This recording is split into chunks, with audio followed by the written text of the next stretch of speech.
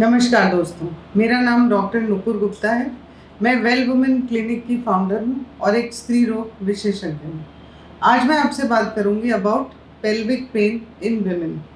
ये बहुत ही कॉमन समस्या है और हम अपने ओपीडी में कम से कम 15% महिलाएं हर दिन एग्जामिन करते हैं जिनको ये पेल्विक पेन होता है।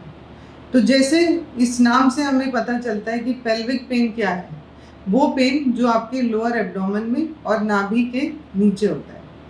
तो ये एक्यूट भी हो सकता है और ये क्रोनिक भी हो सकता है। एक्यूट यानी कि बहुत ही सीवियर पेन जिसके लिए आपको मेडिकल हेल्प इमीडिएटली चाहिए या कभी कभी हॉस्पिटलाइजेशन की भी ज़रूरत पड़ सकती है। और जो क्रोनिक पेन है वो कहते हैं जब आपको लोअर एब्डोमेन या लोअर बेली में दर्द रहता है 6 महीने तक, उसको हम कहते हैं क्रोनिक पेन।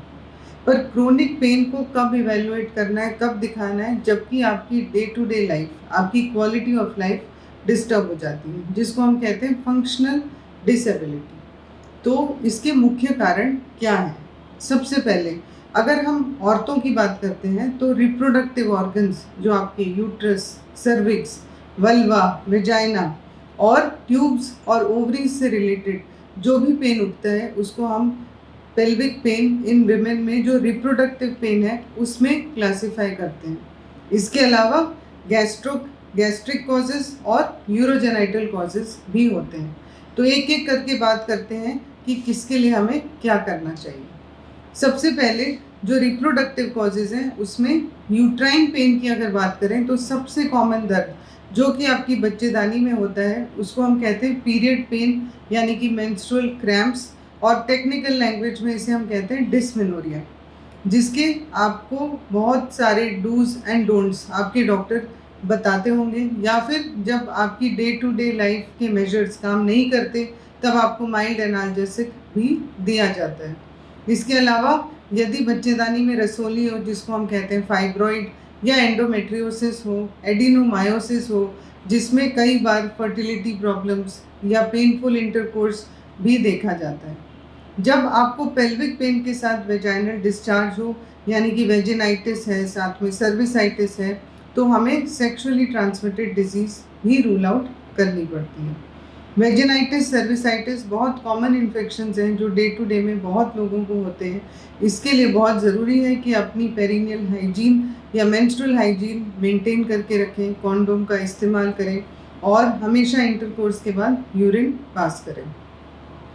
इसके अलावा जो मुख्य कारण हम बात करते हैं कि ओवरी के द्वारा अराइज होते हैं या अंडाशय से होते हैं, जब ओवरी में सिस्ट हो जाती है, चाहे वो सिंपल सिस्ट हो, वो हेमरेजिक सिस्ट हो या वो कॉर्पस लूटियम सिस्ट हो। कभी कभी जब सिस्ट में ब्लड भर जाता है जिसको कहते हैं एंडोमेट्रियोटिक सिस्ट, तो वो भी दर्द से प्रेजेंट कर सकती है। जो सबसे कॉमन तरह की सिस्ट हम देखते हैं वो है डर्मोइड सिस्ट। जिन लेडीज़ को पॉलीसिस्टिक ओवरीज है उनमें भी कई बार पीरियड पेन महसूस होता है क्योंकि पीरियड डिले हो जाते हैं। इसके अलावा एक्यूट कंडीशन ओवरीज में कब आती है? जबकि ऊफोराइटिस है या एब्सिस है और या फिर ओवेरियन टॉर्शन हो जाता है। वो ओवरी जो कि अपने ही ऊपर घूम जाती है, जैसे हम बलून अपनी रस्सी घुमा देता है वैसे ही ओवरी में जब ब्लड सप्लाई कॉम्प्रोमाइज़ हो जाता है उसी से ऊफोराइटिस, इस्कीमिया, जो ब्लड लॉस होता है या जो ब्लड कॉम्प्रोमाइज़ होता है जिसको हम कहते हैं ओवेरियन टॉर्शन, जो कि एक्यूट सर्जिकल इमरजेंसी है। कभी कभी ट्यूब में इन्फेक्शन जिसको हम कहते हैं सेल्पिंजाइटिस, या ट्यूब में सूजन जो हाइड्रोसेल्पिंग्स, जो कि पेल्विक इन्फ्लेमेटरी डिजीज़ के फॉर्म में प्रेजेंट करता है और कई बार हमें पता भी नहीं चलता और इसी से फर्टिलिटी प्रॉब्लम्स भी हो सकती हैं। कभी कभी ट्यूब में ट्यूबरकुलोसिस यानी कि टीबी भी कॉमनली हमने देखा है और इसकी वजह से और इन्फेक्शन की वजह से एक्टोपिक प्रेगनेंसी का भी रिस्क बढ़ जाता है। अब आते हैं हम कि यूरोजेनाइटल कॉजेज़ क्या हैं। वो कारण जो कि किडनी, यूरेटर और ब्लैडर से अराइज होते हैं। किडनी में यदि इन्फेक्शन हो जिसको हम कहते हैं पाइलोनेफ्राइटिस, जो कि आपको कमर में नीचे की तरफ, पीछे की तरफ दर्द होगा, साथ में यूरिन में बर्निंग भी हो सकती है, कभी कभी हाई ग्रेड फीवर भी आ सकता है। लेकिन सबसे कॉमन है सिस्टाइटिस या इंटरस्टिशियल सिस्टाइटिस यानी कि ब्लैडर में इन्फेक्शन। जब आपको फ्रीक्वेंसी है, अर्जेंसी है यूरिन पास करने की, डिसयूरिया है, लोअर एब्डोमेन में पेन है, जो कॉमनली विमेन में देखा जाता है।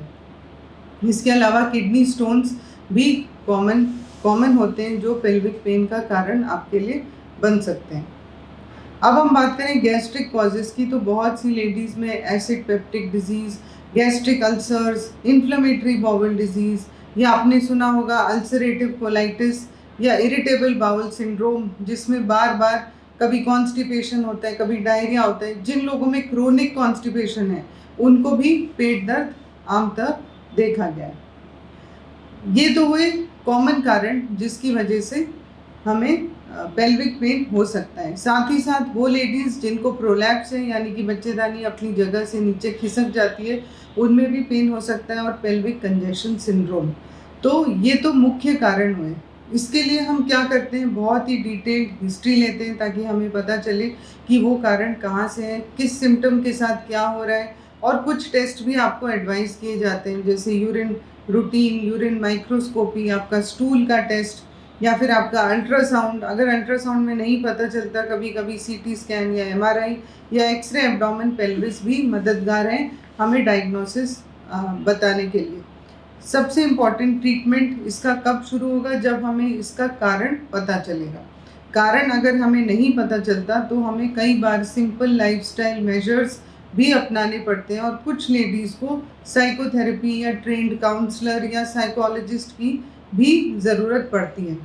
यदि 6 महीने से भी ज़्यादा आपका दर्द बढ़ता है तो ये बहुत ज़रूरी है कि हम दूरबीन द्वारा जांच करें। कभी कभी एंडोस्कोपी की भी ज़रूरत पड़ती है, और लेप्रोस्कोपी से इसका कारण आमतौर पता चल जाता है, जैसे कि एंडोमेट्रियोसिस है जो आपको अल्ट्रासाउंड में नहीं दिखेगा, या पेल्विक इन्फ्लेमेशन है, या फिर बहुत से एडिशंस बन गए हैं आपकी प्रीवियस कोई सर्जरी के द्वारा। तो ये बहुत ज़रूरी है कि अगर 6 महीने से ज़्यादा आपको पेल्विक पेन है तो आप इसको इग्नोर ना करें, अपने डॉक्टर या अपने गायनेकोलॉजिस्ट से संपर्क करें, क्योंकि कई बार मेडिकल सुपरविजन से सही इलाज आपको ज़रूर मिलेगा, और कोई ऐसी प्रॉब्लम जो कि अनडिटेक्टेड रह गई हो वो भी डायग्नोस होगी। कुछ लोगों को इस चीज़ का बहुत डर होता है कि हमें दर्द है तो कहीं कैंसर तो नहीं हो जाएगा।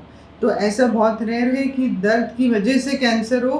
कैंसर में जब दर्द होता है वो यूजुअली आपकी आखिरी स्टेज होती है।